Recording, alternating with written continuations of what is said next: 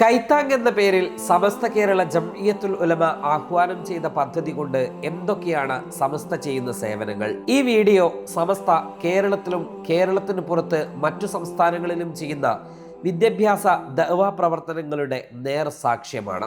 2015-16 വർഷത്തിലാണ് സമസ്ത കേരള ജംഇയ്യത്തുൽ ഉലമ കൈത്താങ് പദ്ധതിക്ക് തുടക്കം കുറിച്ചത്.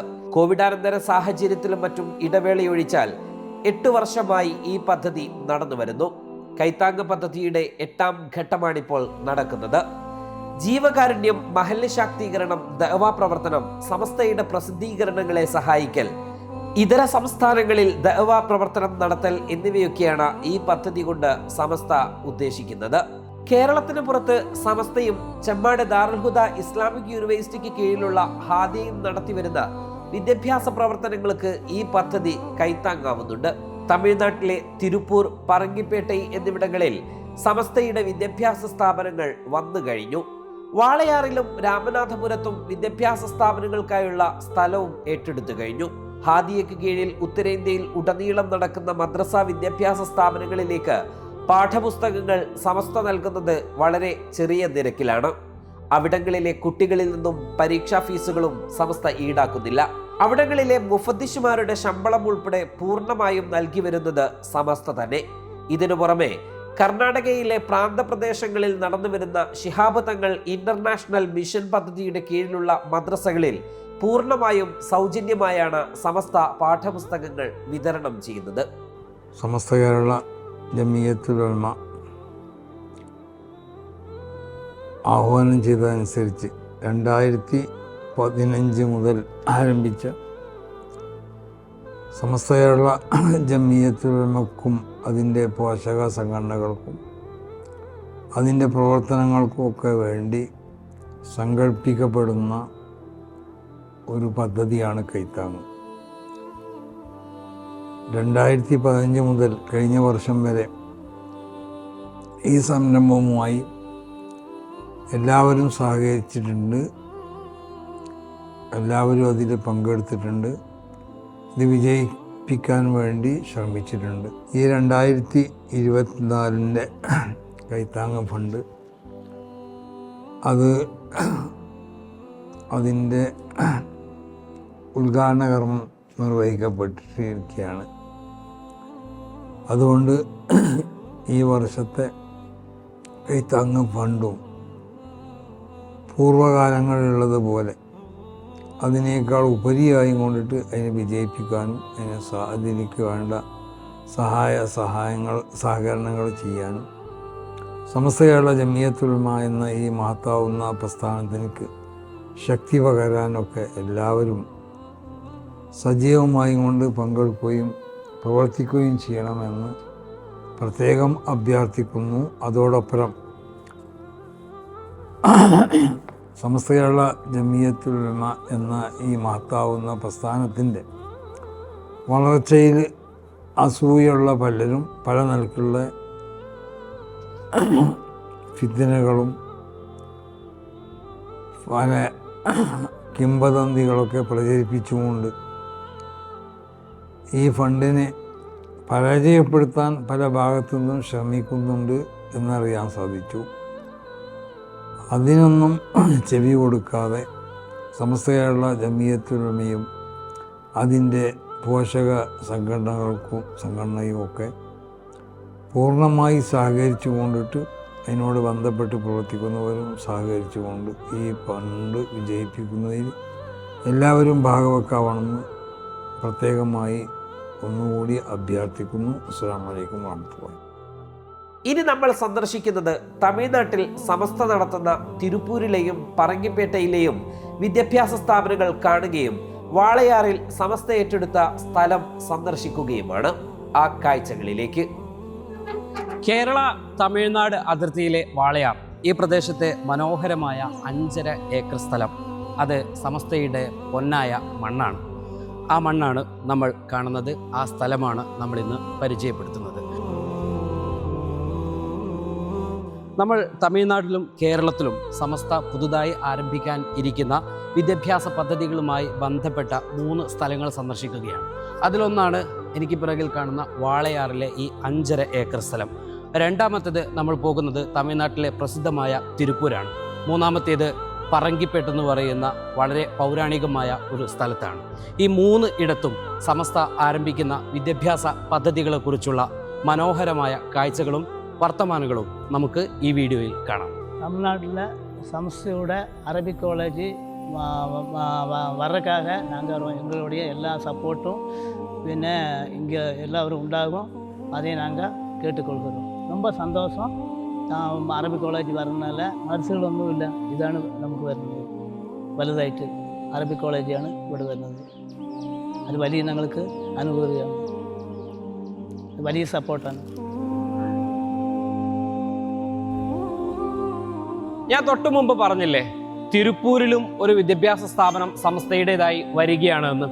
ഞാനിപ്പോൾ നിൽക്കുന്നത് തിരുപ്പൂരിലെ മംഗളം പള്ളിവാസൽ എന്ന് പറയുന്ന ഒരു മഹലിലാണ്. ഇവിടെ 1000-ഓളം അല്ലെങ്കിൽ 1000-ന് മുകളിൽ 2000 എന്നൊക്കെ പറയപ്പെടുന്നുണ്ട്. അത്രയും ആളുകൾ തിങ്ങിപ്പാർക്കുന്ന വലിയൊരു മഹലാണ് ഈ മഹല്. ഇവിടെ ഒരു പള്ളിയുണ്ട്, ഈ പള്ളിവാസൽ ഒരു പള്ളിയുണ്ട്. ഈ ജുമാഅത്ത് പള്ളിയുടെ കീഴിൽ തന്നെ 4ഓളം പള്ളികളും മറ്റ് ചെറിയ മദ്രസകളും ഒക്കെ വരുന്നുണ്ട്. ഈ മഹല്ല് കമ്മിറ്റിയാണ് സമസ്തക്ക് 1 ഏക്കറയോളം സ്ഥലം തിരുപ്പൂരിൽ വിദ്യാഭ്യാസ സമുച്ചയം കെട്ടിപ്പൊക്കാൻ വേണ്ടി നൽകിയിരിക്കുന്നത്. ആ മഹല്ല് ജമാഅത്തിൻ്റെ പള്ളിമുറ്റത്താണ് ഞാനിപ്പോൾ നിൽക്കുന്നത്. ഇനി നമ്മൾ പോകുന്നത് തിരുപ്പൂരിലെ സമസ്തയുടെ ഒരു ക്യാമ്പസ് പ്രവർത്തിക്കുന്നുണ്ട്, അവിടേക്കാണ്.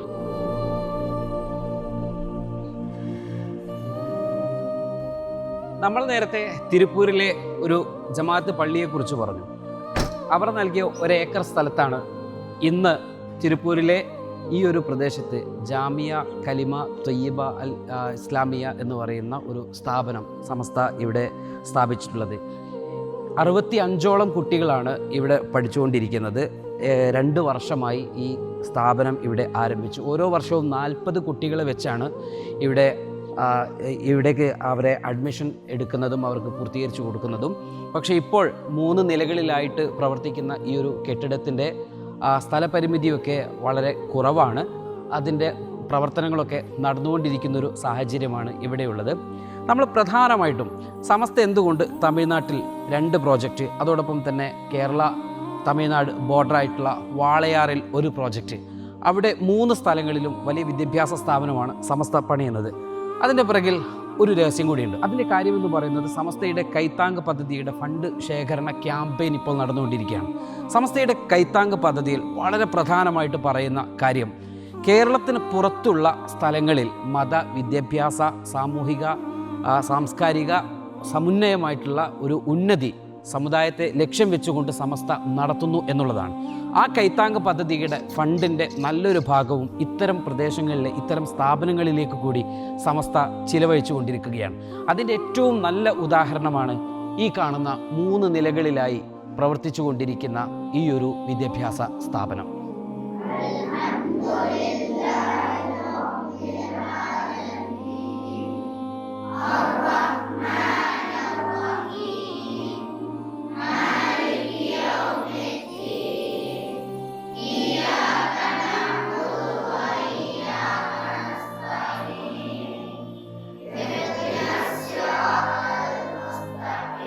என்னவென்றால் தன்னை பற்றி அறிந்து கொள்வதுதான் மார்க்க கல்வி. தனக்கு எது சாதகமானது, தனக்கு எது ஹலாலானது, தனக்கு எது ஹராமானது என்பதை because we cannot multiple or divide or anything else.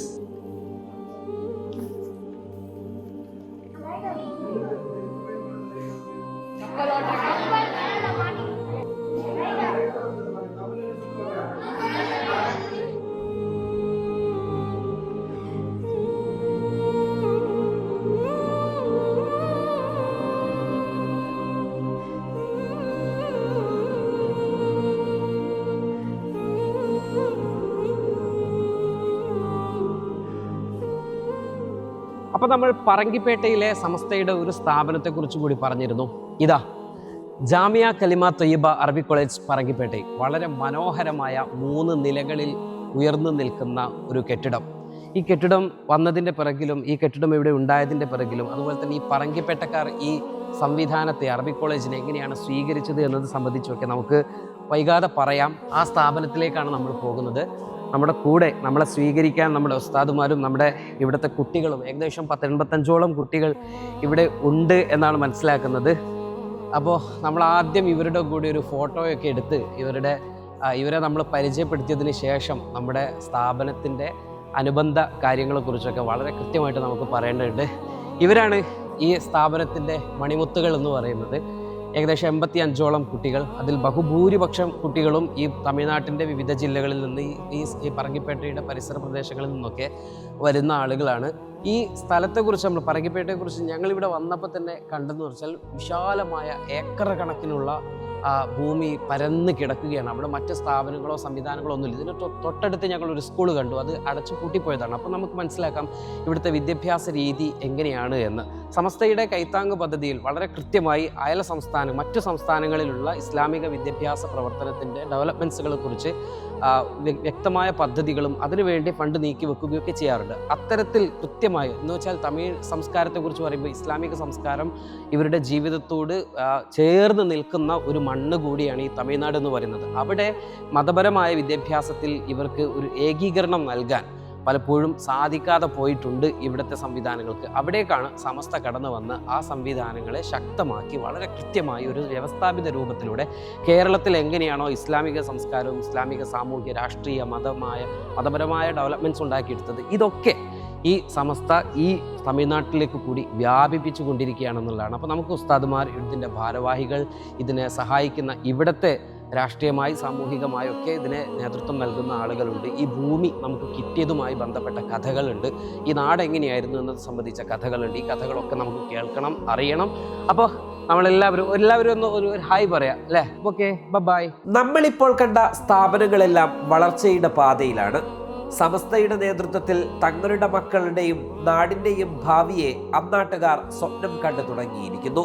കേരളത്തിനകത്ത് സമസ്ത വിജയിപ്പിച്ചെടുത്ത വിദ്യാഭ്യാസ മത സാംസ്കാരിക രംഗത്തെ അനുകരണീയമായ മാതൃക അയൽ സംസ്ഥാനങ്ങളിലേക്കും സമസ്ത വ്യാപിപ്പിക്കുമ്പോൾ അതിന് കൈത്താങ്ങായി നമുക്ക് ചേർന്ന് നിൽക്കാം. എഴുതി ചേർത്ത എല്ലാ വിജയങ്ങൾക്ക് പിന്നിലും സമസ്തയെ നെഞ്ചോട് ചേർക്കുന്ന ആദർശശുദ്ധിയുള്ള ആബാലവൃന്ദം അനുയായികളും സമസ്തയെ സ്നേഹിക്കുന്ന പൊതുസമൂഹവും തന്നെയാണ്. അവർ നൽകിയ പിന്തുണയും സഹായവുമാണ് സമസ്തയ്ക്ക് എന്നും കരുത്ത്. സമസ്തയുടെ സ്ഥാപനങ്ങളുടെയും സംവിധാനങ്ങളുടെയും നിലനിൽപ്പിനായി നമുക്ക് ചേർന്ന് നിൽക്കാം. കൈത്താങ് പദ്ധതിയെ വിജയിപ്പിക്കാം.